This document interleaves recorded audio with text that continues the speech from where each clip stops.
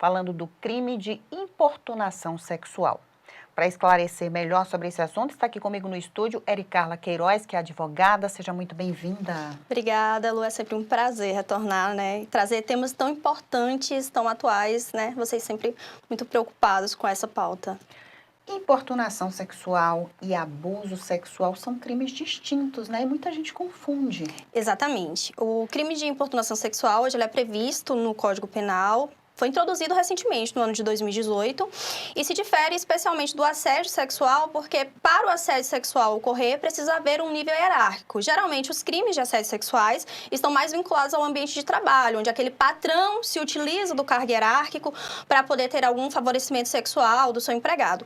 O crime de importunação sexual, ele é diferente, porque ele é qualquer ato que sirva ali para satisfazer a lascívia do agressor e ele vem de uma forma que ele não precisa ter o toque físico, ele não precisa ter o contato direto, ele não precisa ter uma ameaça, ele não precisa ter um ato de violência vinculado para o crime poder se consumar. Diferenciando ele também do crime de estupro, porque no caso do estupro precisa haver a violência e a grave ameaça. No ano de 2018, Lu, que foi o que motivou implantar esse crime ao Código Penal, ocorreu um caso no metrô onde um homem ele ejaculou em uma passageira. E aí, como não poderia, né, equiparar o crime de estupro, na época, os outros crimes de assédio, a pena era muito menor, o legislador ele trouxe o crime de importunação sexual para dizer assim, olha, não é assim.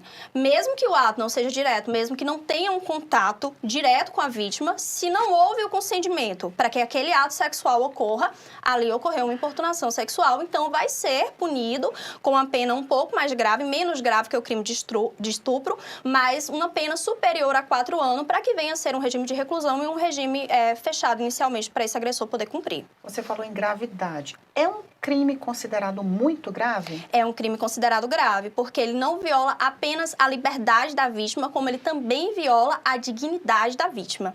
Então, assim, ele é um crime que traz traumas psicológicos de grande monta, imagine, né? Nesse caso que eu trouxe como exemplo, que foi o que tipificou o crime, essa vítima, ela não vai ter mais a mesma segurança de estar em um transporte público, de andar na rua.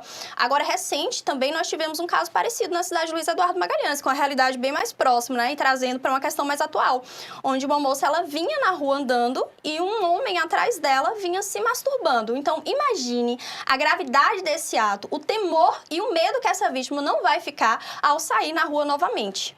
Vamos falar de penalidades. A gente pode chamar essa pessoa como agressor? Como agressor.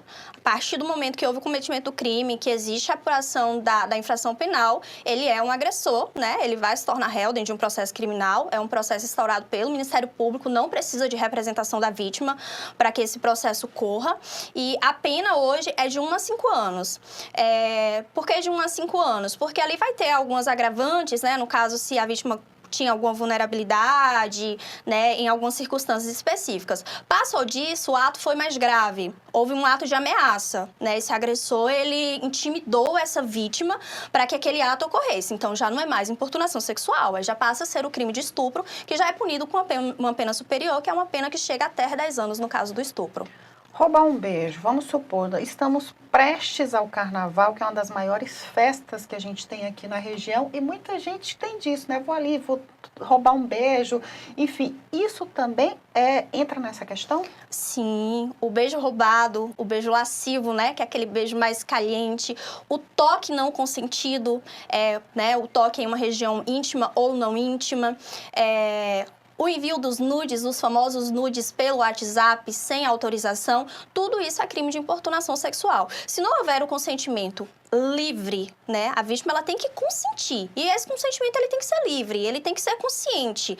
Não pode ser aquele consentimento forçado, né? Na base do medo, na base da ameaça. Então, se não houver o consentimento para o beijo, se não houver o consentimento para o ato, se classifica como crime de importunação sexual. E ainda assim, né? O legislador, ele abrange ainda um pouco mais, porque não precisa, às vezes, nem ter esse toque físico. Não teve o toque físico, mas digamos que o agressor, ele tá ali se masturbando e utilizando a vítima como esse parâmetro para essa masturbação, importunação sexual. Aí enviei um nude pro seu WhatsApp para satisfazer a minha lascívia, o meu desejo, o meu tesão.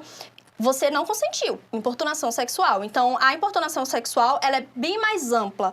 Qualquer ato atos, seja de toque físico, seja sem toque físico, mas se vier com esse cunho sexualizado, se vier para poder preencher essa questão do libido, né, do tesão, se configura o crime de importunação sexual. O que a vítima precisa fazer? Que provas ela precisa ter? Quem procurar? Hoje 80% dessas vítimas, infelizmente, são mulheres. Não é um crime de gênero, então pode ocorrer tanto com homens quanto com mulheres. Em caso, né, que aconteça qualquer fato, que a vítima se sinta coagida, se sinta com medo, sinta que aquela situação trouxe um constrangimento, ela pode estar procurando a delegacia. No caso das mulheres, pode estar procurando a delegacia especializada, a DEAN. Se for um ato que esteja acontecendo ali no momento, pode também estar ligando no 190, porque aí aplica um crime, né, em flagrante ali no ato, o agressor, inclusive, já pode sair preso do local. E, assim, só trazendo um adendo, porque se essa vítima, ela for menor de 14 anos, aí, por mais que não tenha violência, por mais que não tenha ameaça, já é um crime de estupro de vulnerável. Então, a depender da idade da vítima, mesmo que o ato, né, não tenha violência, não tenha grave ameaça, deixa de ser a importunação sexual e passa a ser um crime de estupro de vulnerável, porque aí, independente do consentimento ou não, o crime já está caracterizado. Ericala, tem um prazo para essa vítima denunciar? Porque tem países, por exemplo, que o crime de abuso sexual, você tem um prazo de 6 meses e tal. E nesse caso, existe um prazo? Não existe um prazo, né? Mas com mais passar do tempo, mais difícil se fica para você apresentar algumas provas. Nos crimes de importunação sexual, na maioria das vezes, a principal prova são as provas testemunhais, de pessoas que estavam no local, né? Para poder testemunhar. Como é um crime de ação pública incondicionada, que a competência é do Ministério Público, não é uma ação privativa da vítima, não existe um lapso temporal ali, né? Como a pena chega até 5 anos, só tem que ter cuidado para esse crime não prescrever, né? Nesse intervalo de tempo, porque vai começar a prescrição do crime da data do acontecimento, da data do fato. Quando se fala de consentimento, o que a lei diz de fato sobre consentimento neste caso? O consentimento, ele tem que ser uma atitude pensada, tem que ser uma atitude livre, tem que ser uma atitude, de fato, consciente. Não pode existir nenhum tipo de pressão externa para que aquele sim venha a ocorrer. O não também não é consentimento, porque a vítima não dizer não significa que ela está assentindo ou consentindo com o ato.